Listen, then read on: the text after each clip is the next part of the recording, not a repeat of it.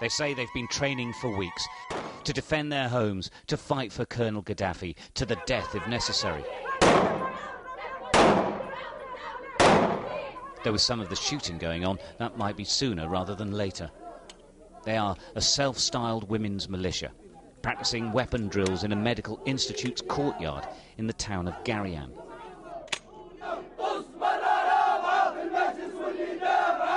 In itself, that is significant.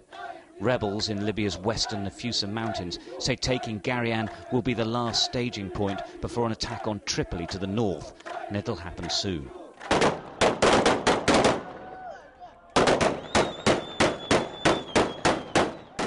But Garian is full of soldiers and militia. The talk here is of a determined resistance to the rebels, a line in the sand.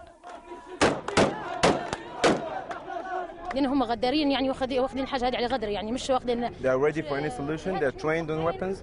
They are ready for negotiation as first, and then they are ready to attack and defend themselves. In a market we were taken to, life does seem pretty normal. Despite weeks of sanctions, there's plenty of food at regulated prices still available. The government's banned price rises. Those who spoke support Gaddafi, but they admit they're worried their town will soon become a battlefield. Now I talk about these days and yesterday, but tomorrow I don't know What will happen? Oh yes, I don't know, but today and yesterday the weather is good. The Nafusa mountain range has been the only consistent anti-Gaddafi stronghold in the west of the country since the uprising. The rebels say they are preparing an offensive across the vast plains to Tripoli. It's rare for our organised trips to venture this near the rebel front line. It is actually only a few miles away. But the authorities are clearly confident that they're still strong here. Our journey from Garian on the edge of the mountain range further west to the sound of Al-Saba was an organised show of strength. For miles, gun-toting men fired into the skies, and families gathered on rooftops, marking our arrival. We're really quite deep inside the Nafusa mountains. In fact, the rebel positions are only a few miles away from here. We're in the town of Al-Saba.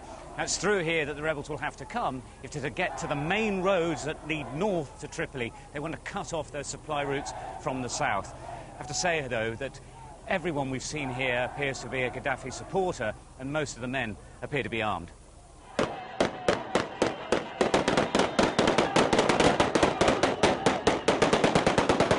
Whether an offensive will happen and what resistance the rebels would meet is simply impossible to predict.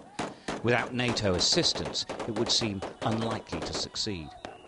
What we can't accurately gauge is how much support still exists for Colonel Gaddafi away from these people who are committed to his cause. The rebels, and perhaps NATO, believe that his support will collapse. So far, however, out here in the west, he's still very much in control. Stuart Ramsey, Sky News, in the Nafusa Mountains.